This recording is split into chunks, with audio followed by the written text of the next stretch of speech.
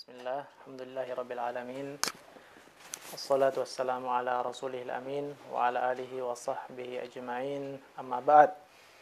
Pemirsa Wahda TV yang dimuliakan Allah Subhanahu wa taala. Alhamdulillah pada kesempatan yang berbahagia ini kita kembali melanjutkan satu program yang baik untuk kita laksanakan dan kita lakukan, yaitu mempelajari agama Allah Subhanahu wa taala, mendengarkan nasihat-nasihat khususnya seputar keluarga seorang muslim. Kemudian kita tak lupa untuk sering bersalawat kepada Rasulullah sallallahu alaihi wasallam, nabi yang merupakan uswatun hasanah, teladan terbaik dalam hidup kita pada segala aspek kehidupan, ya, tak terkecuali pada kehidupan keluarga dan rumah tangga. Pada kesempatan yang berbahagia ini, hadirin pemirsa yang sama berbahagia, asatidzah, ya, ustadz-ustadz di Komisi Usrah dan Ukhuwah telah menetapkan satu pembahasan khusus sebagai materi pengantar. Sebagaimana biasanya kalau pertemuan-pertemuan sebelumnya mungkin materinya bebas dari ustadz-ustadz yang membawakan setiap pekannya, akan tetapi ditetapkan agar lebih rapi dan teratur, maka ditetapkanlah satu pembahasan khusus yang singkat dan bisa jadi materi pengantar berkisar 10 sampai 15 menit, yaitu sebuah kitab yang berjudul Fiqhu Ta'amul Bainaz Zawjain wa Qabasatun min Baitin Nubuwah. Adalah sebuah fikih interaksi muamalah antara pasangan suami istri dan gambaran atau sentuhan-sentuhan dari rumah Nabi Sallallahu Alaihi Wasallam. Artinya pelajaran-pelajaran yang bisa mungkin kita petik, kita ambil dari rumah tangga Nabi kita Sallallahu Alaihi Wasallam. Buku ini sangat baik sebenarnya, ya, berisi beberapa materi yang cukup singkat dan padat digambarkan oleh penulis mengenai kehidupan rumah tangga, ya, dan hal-hal yang terkait dengan Islam, bagaimana mengarahkan dan membimbing agar keluarga yang ideal yang diharapkan dalam Islam itu bisa tercapai. Dan di sini pada pertemuan perdana ini setelah libur mungkin, maka ada tema pertama yang akan kita bahas pada kesempatan yang berbahagia ini. Dan penulis memberinya judul Qawamatur Rajuli 'alal Mar'ah, yaitu kepemimpinan laki-laki atau dalam hal ini suami terhadap perempuan atau istrinya. Ya, berbicara tentang rumah tangga, dia ibarat sebuah lembaga atau institusi yang mana kita ketahui bersama bahwa lembaga, institusi ataupun kelompok-kelompok yang kita kenal yang ada di sekitar kita itu harus ada pemimpinnya. Ada yang menjadi sosok yang bisa dijadikan panutan, yang didengar perintahnya, didengar arahannya, mau dibawa kemana lembaga tersebut. Demikian pula dalam keluarga, harus ada pemimpin. Dan hebatnya lagi, yang menentukan pemimpin ini adalah Allah Subhanahu wa taala. Makanya dalam surah Nisa, ya, Allah berfirman, "Ar-rijalu qawwamuna 'alan nisa." Laki-laki itu memiliki qawamah terhadap perempuan. Mereka, para lelaki, para suami, mereka adalah pemimpin bagi perempuan-perempuan, bagi wanita-wanita, bagi istri-istrinya.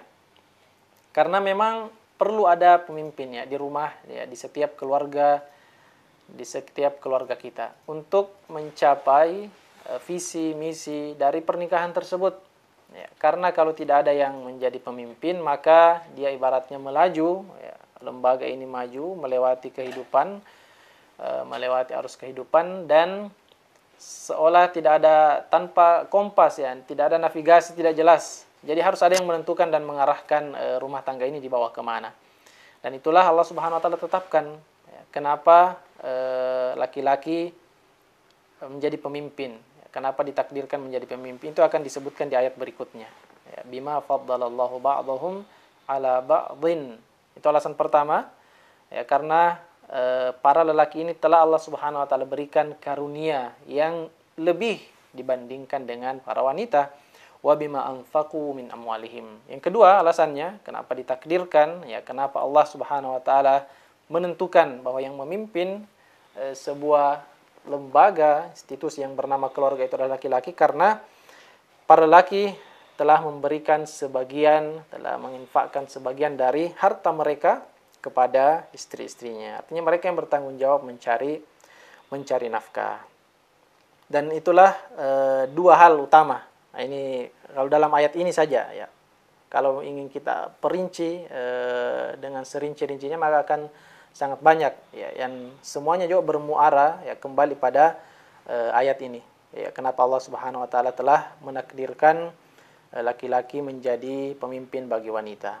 Kita berikan sedikit gambaran ya, alasan yang disebutkan oleh penulis kenapa Allah Subhanahu wa taala menakdirkan ya, dan menetapkan bahwa laki-laki itulah seorang pemimpin bagi perempuan di dalam rumah tangga. Karena memang kelebihan yang telah diberikan oleh Allah Subhanahu wa taala ya, khususnya ketika kita berbicara tentang syariat, hukum ya, hukum Islam, maka itu sangat banyak ya. Di antaranya adalah karena memang dari segi penciptaan.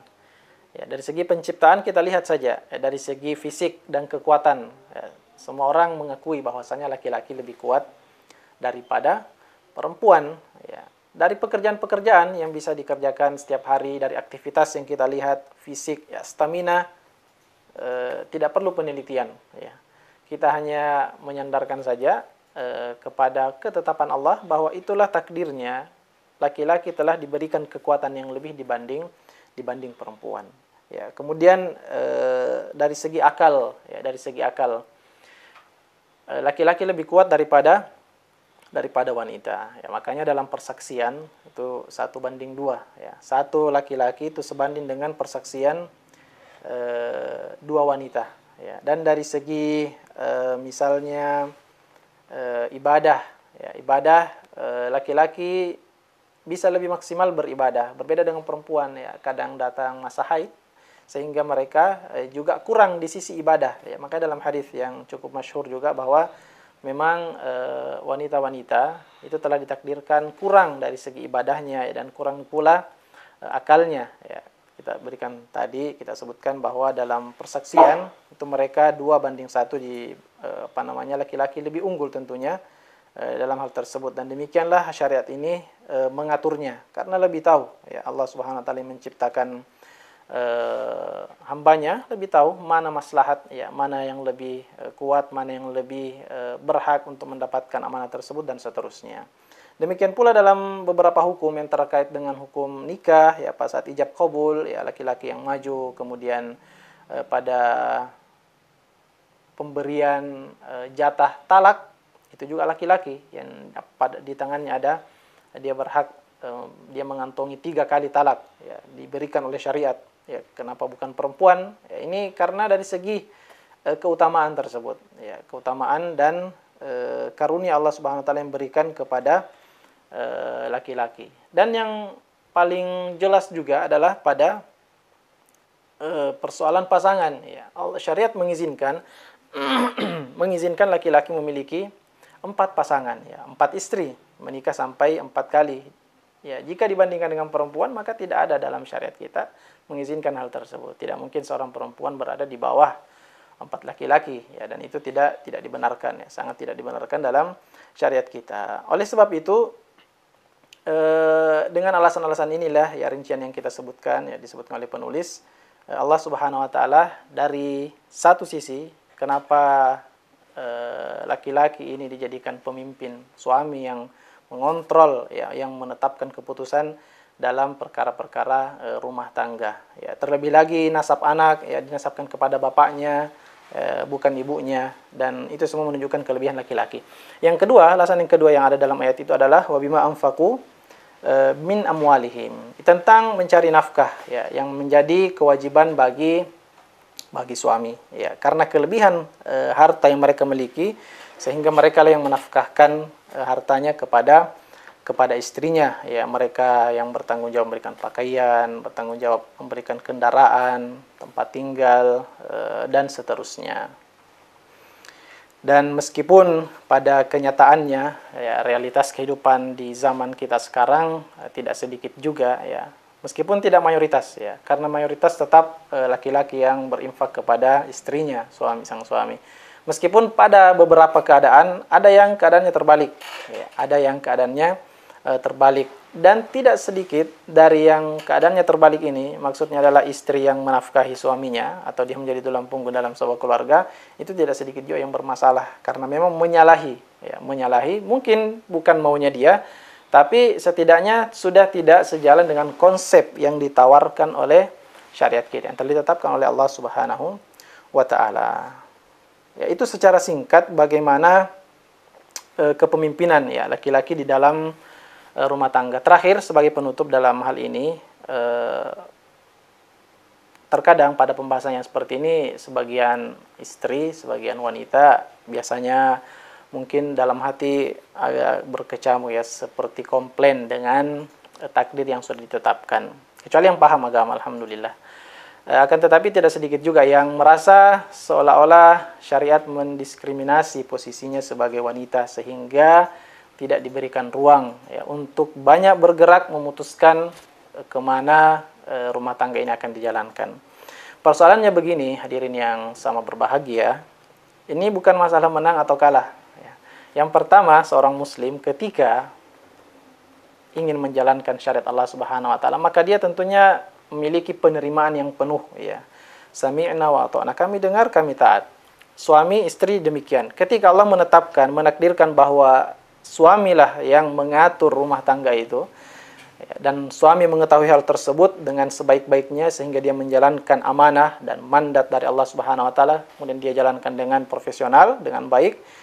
Kemudian istri juga memahami takdir tersebut bahwa suamilah yang menentukan, ya kita hanya ikut selama apa yang diinstruksikan oleh pimpinan itu bukan pada maksiat, maka bismillah kita jalan, kita taat, dan dengannya insyaallah taala rumah tangga ini akan diberkahi karena dia berada di bawah naungan syariat, ya menjalankan apa yang diperintahkan oleh Allah Subhanahu wa taala, yaitu suami sebagai pemimpin dan istri mengikuti instruksi pimpinannya, dan kecuali pada hal-hal yang perkara-perkara maksiat ya. Nabi SAW bersabda, la ta'ata fi makhlukin fi maksiatil khaliq. Tidak ada ketaatan kepada makhluk, siapapun makhluknya, ya, bahkan orang tua pun sekalipun orang tua, ketika diperintahkan pada kemaksiatan terhadap Allah Subhanahu wa taala.